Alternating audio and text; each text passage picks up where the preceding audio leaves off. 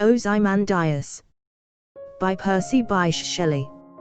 I met a traveller from an antique land, who said, "Two vast and trunkless legs of stone stand in the desert.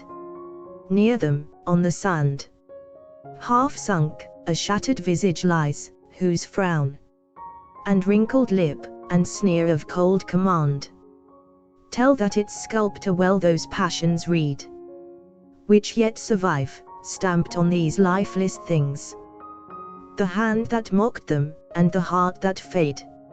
And on the pedestal these words appear: My name is Ozymandias, King of Kings. Look on my works, ye mighty, and despair. Nothing beside remains. Round the decay of that colossal wreck, boundless and bare, the lone and level sands stretch far away."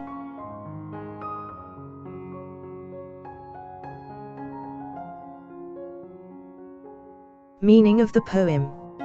In this winding story within a poem, Shelley paints for us the image of the ruins of a statue of ancient Egyptian king Ozymandias, who is today commonly known as Ramesses II.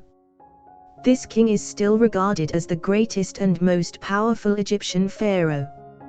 Yet, all that's left of the statue are his legs, which tell us it was huge and impressive, the shattered head and snarling face, which tell us how tyrannical he was, and his inscribed quote hailing the magnificent structures that he built and that have been reduced to dust, which tells us they might not have been quite as magnificent as Ozymandias imagined.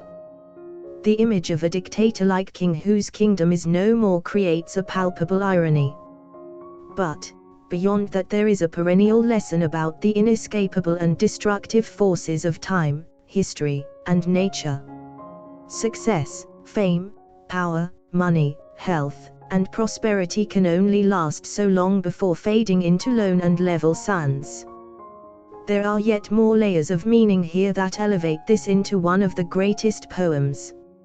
In terms of lost civilizations that show the ephemeralness of human pursuits, there is no better example than the Egyptians, who we associate with such dazzling monuments as the Sphinx and the Great Pyramid at Giza, that stands far taller than the Statue of Liberty, yet who completely lost their spectacular language, culture, and civilization.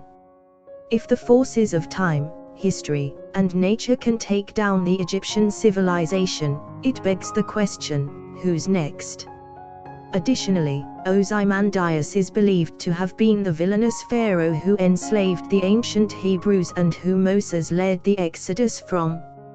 If all ordinary pursuits, such as power and fame, are but dust, what remains, the poem suggests, are spirituality and morality, embodied by the ancient Hebrew faith.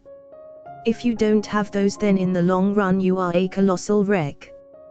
Thus, the perfectly composed scene itself, the Egyptian imagery, and the biblical backstory convey a perennial message and make this a great poem.